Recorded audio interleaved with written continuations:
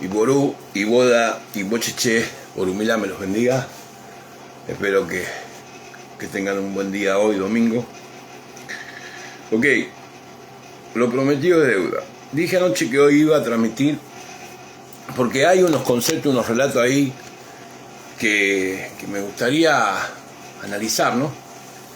En principio, las directas que yo hago tienen que ver con tratar de dar un principio de una idea y que quien quiera continuar la idea lo puede hacer. Es decir, mi palabra no es absoluta para nada. Lo que estoy tratando es de ver de algunas reflexiones que hacen falta en el concurso y alrededor de nuestra manera de cultuar, ¿ok? Entonces, hablar de padrinos y ahijados es muy importante en esta era. Hay varias cosas que voy a decir como padrino y hay muchas cosas que voy a decir como ahijado. Por decirlo de alguna manera, yo soy padrino y también soy ahijado. Y la verdad que gracias a Dios que sigo siendo ahijado, porque de todos mis padrinos, mi padrino de Ifá está vivo y mi madrina de santo está viva. Pese a que mi padrino de Manorura está Ibae y mi Oyubona de santo está Ibae, que Timbelecio los Dumare. Ok. ¿Por qué deberíamos entender el concepto de padrino ahijado, de ahijado padrino? Porque muchas veces hay una encrucijada en que ambas partes se encuentran no equivocadas, sino desubicadas. La palabra padrino tiene muchas bases erradas. Por ejemplo, en mi caso, cuando yo nací en el Hospital Español, en la capital federal. Soy porteño, algunos dicen que soy arrogante, pero nada que ver. Fanfarrón, me dijeron hace unos días con todo cariño, me dijeron, parece fanfarrón o luego. Yo digo, no, nada que ver. Es que el tono de voz de los argentinos es complicado. Pero bueno, cuando yo nací, mi mamá y mi papá tenían un matrimonio amigo y osaron decirle, me bautizaron en la línea católica y el matrimonio amigo de mis padres pasaron a ser mis padrinos. Lo raro o lo malo de esto es que esa gente era amiga de mis padres, como padrino y madrina mío. Yo no sé ni quién son. Ellos me bautizaron, después no se vieron más y yo quedé en la nada. Como ahijado de ellos, nunca supe quiénes son mis padrinos de la línea católica. Entonces ellos me pusieron un padrino, me dijeron, no, son amigos nuestros, el padrino de mi hijo. Más nunca nos vimos. Ellos me fueron a la iglesia, me bautizaron, no lo vi más. Entonces, ya no tengo padrino de la línea católica, ¿no? Y conozco 20 casos de gente que bautiza a sus hijos por el hecho de que el bautismo católico requiere de un padrino y una madrina, entonces lo bautizan, pero después, ¿qué función cumplen esos padrinos a lo largo de la vida? Ok, de ahí parte la palabra padrino, apadrinar. Ok. Esa tesis yo la doy, o esa idea la estoy dando por el hecho de que, fíjense cuántas veces pasa que viene un bautismo católico y después, tanto el ahijado como el padrino desconocen el rango, el lazo. Ok, en la línea de Ochifá, siempre hablando de la diáspora afrocubana, el padrino y la madrina inclusive pasan por la transición de padrino y oyubona. Pasan por la transición del padrino de Odón, pasan por la transición del padrino quien dirigió Ifá, pasan por un montón de transiciones donde los padrinos ocupan muchos y diversos lugares. Ok. En Brasil, la palabra padrina es reemplazado por pai. ¿Por qué? Porque la palabra pai, mi mai, no, este es mi pai, este es mi mai, que vienen a ser como el jefe o como, no sé, como el padrino en la religión afrocubana. El pai y la mai, la traducción es padre y madre. Cuando nos vamos al Yorubá, muchas veces llamamos babá al mayor, babá, que babá también es padre. ¿Ok? Entonces quiere decir que de alguna manera el rango de apadrinar, porque la palabra padrino viene de apadrinar, tiene que ver con el concurso de guiar espiritualmente a una persona, y entonces el padrino debería ser el que guía a la persona, el que le da la contención, el que le da la guía, el análisis, el que le enseña los detalles de cultuar esta hermosa y gran religión. ¿Ok? Pero ¿dónde se suscita el problema? Es que algunos sacerdotes, todos los sacerdotes de cualquier línea, babalao, palero, se sienten superiores en cuanto a que son portadores de un conocimiento, y entonces el ahijado no sabe. El ahijado, cállate, tú tienes que aprender, no hables lo que no sabes.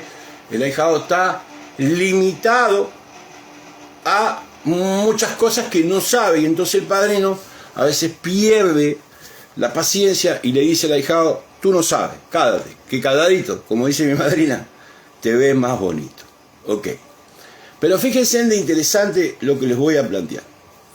Algunos padrinos deberían tomar como ejemplo el evento de un médico. Digamos, ¿quién está bajo mayor presión? ¿Un médico o un sacerdote? Porque fíjense, cuando usted va al médico, el médico está bajo mayor presión, porque si a usted se le cortó un dedo, usted va al médico y dice: ¡ay, doctor, me duele, me duele! Y el doctor tiene que tener, el médico tiene que tener el talento que bajo la presión del paciente atenderlo. Es decir, que un médico, descrito no fue un médico, que también son gente que Olodumare avala, recibe mayor presión en el paciente, porque cuando usted va a un médico, usted llega con una dolencia, si no es un accidente, es un dolor desconocido, es una patología que usted no entiende, enfermedades que no conocemos, como dice Orangún. Entonces usted llega a un médico y el médico pasa por un proceso de presión, porque se enfrenta a una persona que viene totalmente desesperada. Es decir, el médico, que también es una forma de padrino en una época, enfrenta la presión, la turbulencia que usted lleva a la consulta. Usted va a una consulta con un médico y el médico recibe una presión, porque usted llega desesperado: doctor, se me bajó la presión, se me subió el azúcar, que paro cardíaco, y por ahí para allá, no vamos a nombrar enfermedades. Pero bueno, el médico recibe una presión. Usted entra desesperado a ver un médico, y ese médico tiene que tener el talento, el equilibrio psicológico de primero conseguir que usted se calme, para luego usted decirle: me duele aquí y allá, empezar a realizar estudios, empezar a tratar el caso. Pero el caso que el médico trata, prácticamente lo trata iniciando la consulta con una gran crisis que el paciente le lleva al médico. Entonces, es gracioso, porque cuando las personas vienen a consultar Ifá, o van a ver un padrino, o van a ver un brujo, un cartomántico, no van en crisis. Las personas van a ver un sacerdote con decepción, o preocupados, o diciendo, van con una tremenda duda de si voy a ver este babalao, a ver si me puede ayudar. Entonces esa persona viene y entra a la casa del babalao o del santero bajo una decepción de la vida, no sé, en general ustedes me entienden. El ahijado que viene a su casa como babalao, como sacerdote de Ocha o lo que sea, Palo Monte, lo que sea, en cualquier etnia, no vienen en una crisis. Es decir, que si pudiésemos comparar un médico en una consulta y un sacerdote espiritual, que también es medicina energética, en una consulta, pudiésemos determinar que siempre el médico tiene mayor fricción o mayor crisis o mayor presión para enfrentar el problema del paciente. Entonces yo no entiendo esto. Si a usted lo viene a ver un personaje que está verdaderamente decepcionado, triste o preocupado por un problema, y usted no tiene la paciencia de llevar adelante la consulta de esa persona, o a usted lo altera el hecho de que esa persona no entiende lo que usted le explica, ¿qué queda para un médico que recibe a un paciente con tremenda crisis, a los gritos? Y imaginen las dos situaciones. Entonces quiero como principio decir de que el sacerdote debe tener como principio, además del conocimiento, un gran talento y creatividad para lograr el equilibrio de la persona y entender de que esa persona puede no entender lo que usted está manifestando, y eso no puede hacer de que usted como padrino se salga de sus cabales, se salga de su ética, porque el médico nunca se sale de su ética, y el médico tiene a veces la función de decirle a los familiares que su pariente falleció en un cuarto de medicina, de cirugía y demás. Usted dice fareo, adache, no, mijito, mira, aquí dice fa, que tienes que robarte la cabeza. Eso es muy importante. Pero aquí el médico dice, mi hermano, lo que tú tienes es una enfermedad terminal. Entonces, ¿cuál sería la conducta más complicada? Sin embargo, el médico siempre logra el talento de poder expresar con pausa el problema, manifestarlo, y si el problema tiene o no solución. En el caso de IFA, nosotros deberíamos tener el talento de ese médico, totalmente compararnos con un médico, para como padrino entender de que usted está responsabilizándose de los males que acoge a su ahijado. O sea que lo que quiero decirles es que el babalao, el sacerdote en general, un guía espiritual, un profesor de una escuela de pensar, porque es como nosotros funcionamos, le enseñamos a la gente a pensar, esto es una escuela de pensamientos, de filosofías y otras artes ocultas que se manifiestan en el momento adecuado, pero nosotros no dejamos de ser un profesor de pensamientos. No podemos irnos más por alterarnos o por perderle la paciencia a un ahijado como padrino. Y cuando llega la consagración, la Oyumbona, que es el personaje que está consagrado en el área mística, tiene que entender de que hay que guiar al prójimo para que las palmas jóvenes crezcan más altas y frondosas que las viejas. Eso en el caso del padrino. Ok, como ahijado. Bueno, como ahijado tenemos otro problema. ¿Por qué? Porque el ahijado tiende a pensar de que ese sacerdote o ese padrino es el que todo lo sabe. El ahijado tiende a pensar de que mi padrino es el que más sabe. Bueno, eso es un error recurrente de los ahijados, de no entender de que todos estamos en una carrera inmensa de concentración, de aprendizaje y sobre todo de creatividad. ¿Por qué? Porque separar el proceso de creatividad personal con el invento personal es muy delicado, un tema que voy a tocar en un ratito. Ok.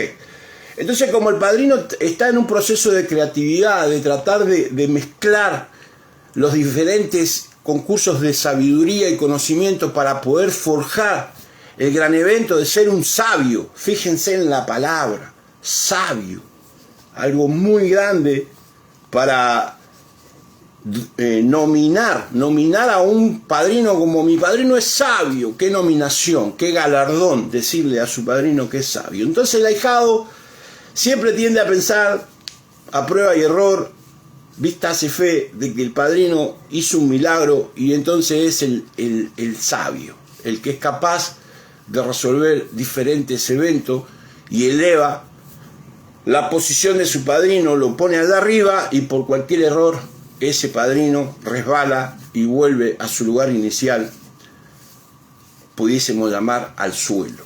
¿Ok? Entonces, la manera de pensar de un sacerdote y la manera de pensar de un ahijado se ponen en contradicción. ¿Por qué? Porque también en filas asediadas por gente que no le importa nada, que no creen en nadie, que venden consagraciones, que se manifiestan descaradamente, hace que salgan gente que realmente busca la espiritualidad, salgan de estas filas importantes que es creer en Olodumare, Elá, Olofin, Ifá, Orúmila y Bobo Caleno Bocha. Entonces viene un ahijado y me dice a mí, padrino, yo vi un video de un sacerdote en España. Y yo como padrino le digo, ese tipo no sabe nada. Mi ahijado va a decir, coño, ese tipo no sabe nada. Porque fui yo el que le dije a mi ahijado, ese tipo no sabe nada, y mi ahijado, como me va a tener a mí, allá ilustrado de arriba, va a decir que el tipo no sabe nada. Y a lo mejor el hombre de España estaba dando tremendo concurso espiritual en donde mi ahijado y hasta yo pudiese nutrirme. Entonces quiere decir de que el padrino tiene mayor responsabilidad que un ahijado. El padrino no puede estar arriba no puede distraerse y expresar una expresión como la que le digo. No, ese tipo no sabe nada, porque mi ahijado se puede perder el evento de que otro sacerdote le haya dado una instrucción nutritiva tanto para mi ahijado como para mí. ¿Qué volá si mi ahijado viene y me dice, no, mira, padrino, ¿qué dice este tipo? Y lo miro y yo digo, mira, qué interesante, yo no sabía esto. Qué bueno sería que empecemos a pensar así. ¿Ok? Luego viene la parte económica, en donde el padrino quiere cobrar lo que vale 1, lo quiere cobrar 4, porque se siente más categórico, o que el ahijado quiera pagar lo que vale 4, lo quiere pagar 1, porque es tremendo perro miserable. Están los dos equilibrios, a mí me importa nada cómo se maneje cada uno, lo ve como lo pueda ver. Yo lo que quiero es abrir un abanico de pensamiento para que entendamos hacia dónde deberíamos dirigir el curso de nuestra religión. Anoche en Japón pasó un meteorito, iluminó, todo el mundo ve la foto, eso dura un momento. El meteorito da una cosa desconocida, al hombre siempre le da la atención lo desconocido.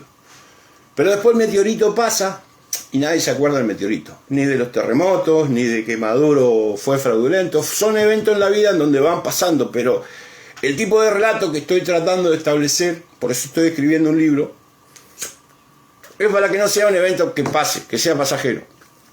Un evento conductual, en donde yo no tengo la razón, sino lo que estoy llevando a cada sacerdote a un análisis, para que ustedes vean cuán importante es la carrera nuestra, comparado con la medicina moderna, que los médicos están preparados para solucionar problemas de Arun, y hasta pudiésemos decir que los psicólogos, que son parte de la medicina, se comparan mucho a nosotros, tratando de...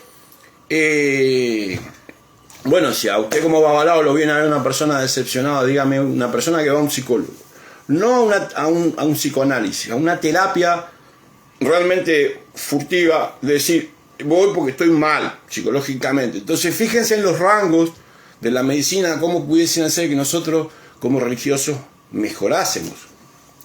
Entonces, dicho esto, les digo, hace un par de noches, porque anoche no escribí, tengo los ojos a la miseria de la computadora, inicié escribiendo o Juanimedi, afororo, citea kiti padi fafuna gangará del epe coqui coma padaiku, gangará del epe coqui coma padaron, gangará adele pecoqui coma padaof. Ok, o Juanimedi. En la introducción de Juanimedi, iniciando el capítulo de Juanimedi, me encontré con un relato que hasta yo me sorprendí. Lo desarrollé desde una cosa que yo estoy seguro que muchos lo saben, pero que muchos no lo saben. En los Juanimedi existe el relato de que en la bajada simbólica, ¿no es cierto?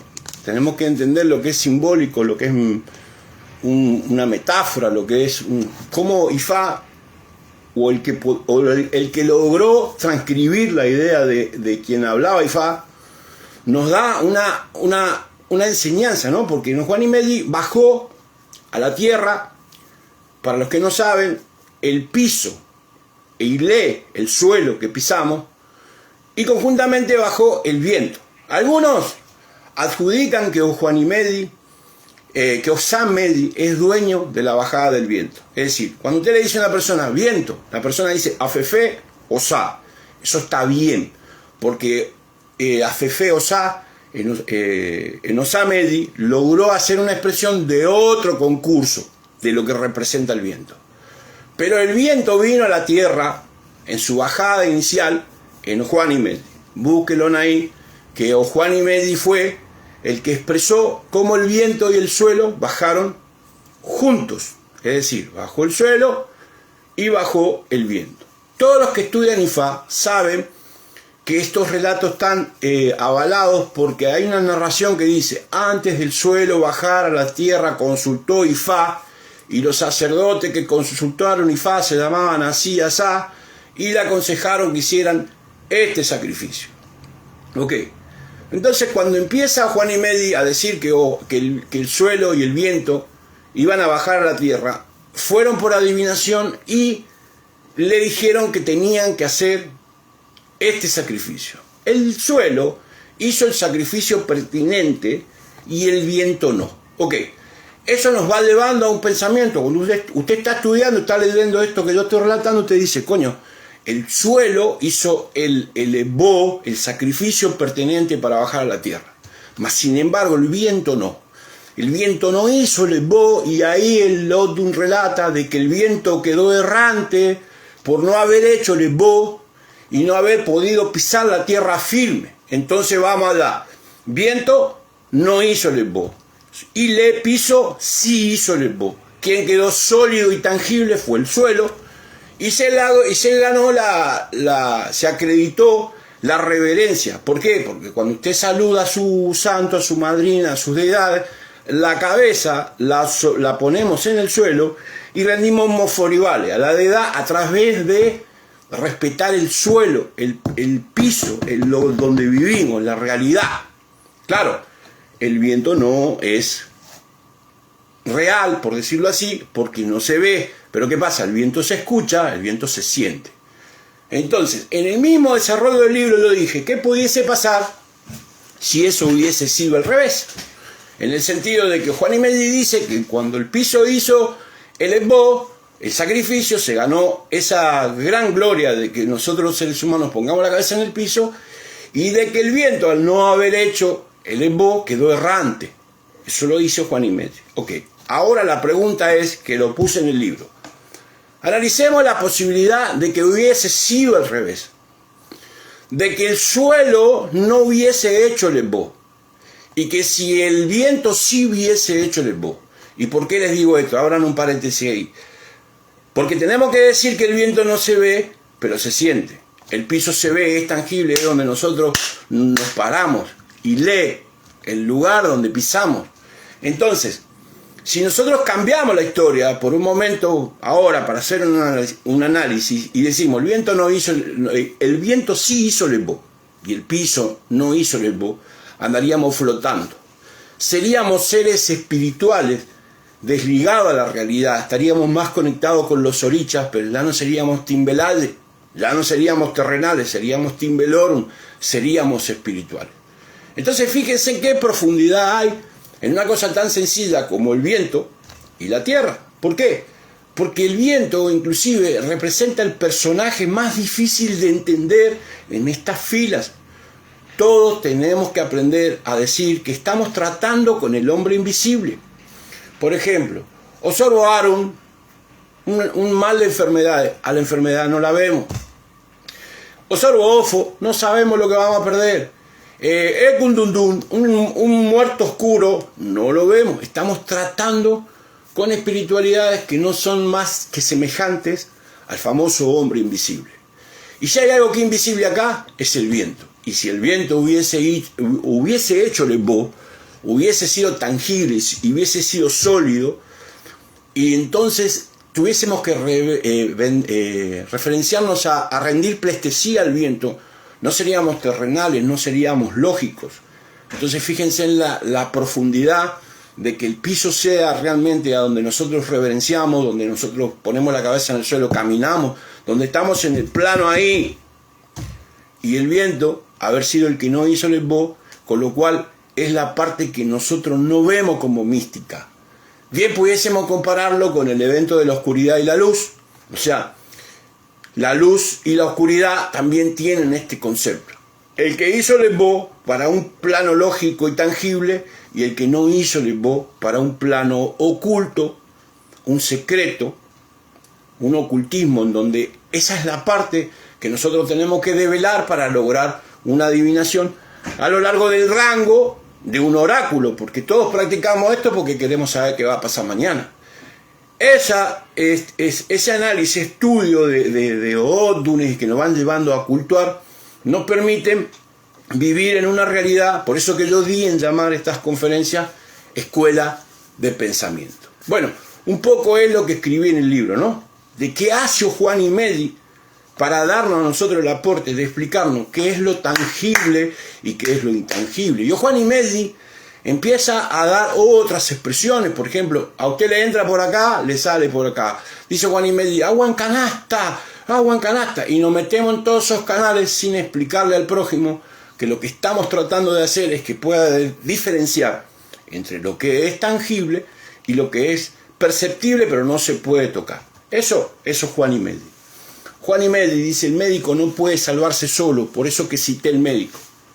El médico muchas veces se encuentra en su relato de entender a que el paciente viene con crisis y tiene que tener el temple de controlarlo. Mas sin embargo nosotros como sacerdotes se nos pasa de largo esa idea, ¿no es cierto?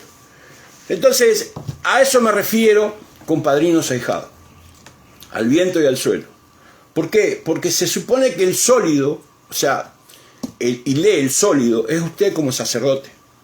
El errante es el ahijado, que viene errante, viene como el viento. Juan y Medi es la mayor expresión para comprender por qué Juan y Medi dice que los mayores no quisieron hacer el embó, que fueron los chiquitos que hicieron el embó. ¿Ok? Y llevar esto a que estas religiones, como nosotros las practicamos, dice, había un canto en la sinagoga que decía, aquel que pisa la línea del Congo nunca la puede dejar. Ok. Cuando nosotros descubrimos verdades como las que manifestamos en nuestros relatos religiosos, nunca podemos separarnos de esto. Casi tan intenso como otras etnias, ¿no? Porque cada etnia se autolava la cabeza, es decir, los cristianos esperan que venga Cristo, los testigos de Jehová esperan el Armagedón, y nosotros lo único que esperamos es morirnos, como dice Obefunfunlo, para encontrar la verdad, como lo dice Arturo Medi, que esta es una tierra comparada con un mercado, que algún día hay que volver a casa, ¿no? Pero bueno, entonces en el concurso de entender, Juan y Medi es el que describe que ni el padrino ni la yubona pueden azotar al ahijado. Entonces, ¿qué sentido tendría que un odum sagrado diga, usted no puede azotar a un ahijado? Se sobreentiende que no se habla de un golpe físico, sino azotarlo, en asediarlo, con cambiarle las ideas o impedirle, como hizo Juan y Tanchela, de que esa persona pierda su conexión. Porque si viene una persona a mi casa que practica Ifá, o inclusive que es babalao, yo no puedo quitarle su conexión, ni decirle que está equivocado, ni él puede decirme que yo estoy equivocado. Lo que puede hacer esa persona es manifestar su punto de vista, para que en una gran conclusión y análisis ambos pudiésemos sacar una idea.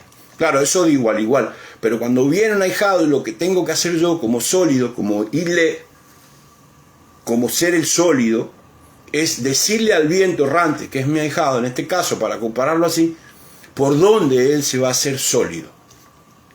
Osafun, no, Ofunza, dice, Osafun, Ofunza, Ofunza, dice, usted se siente suspendido a 11 centímetros del suelo. Hay otro Sotun Edifá que habla de 92,5 centímetros del suelo, donde es la altura en que camina Egun, por lo cual algunos tintideros, algunos cuatro vientos se ponen a esa altura porque es donde uno colecta el Egun. Entonces cuando vamos a Funza dice usted está a 11 centímetros del suelo.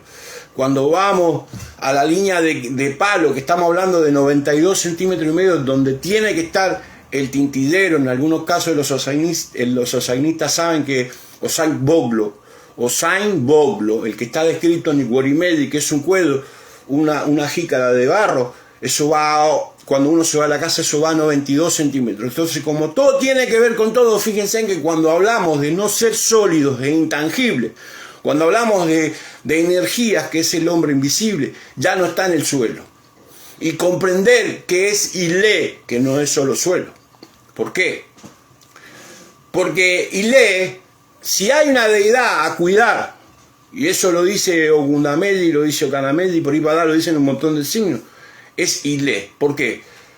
Porque Ile también es el hogar de nosotros, en donde conviven todos nuestros orichas. Cuando usted se consagra en su hogar, usted tiene el pilón de Changó, si es changocero, si no tiene a Changó, tiene el Eguá, todas esas deidades viven dentro de nuestro hogar.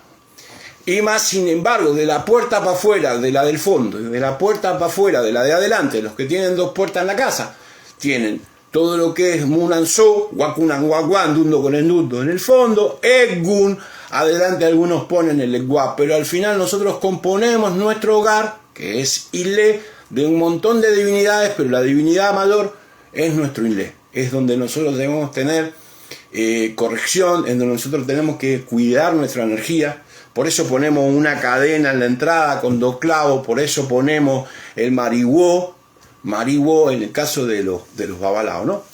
Y era un poco lo que quería redondearles hoy. Sigo trabajando en mi libro, voy bastante avanzado, pienso que a fines de año lo vamos a estar terminando.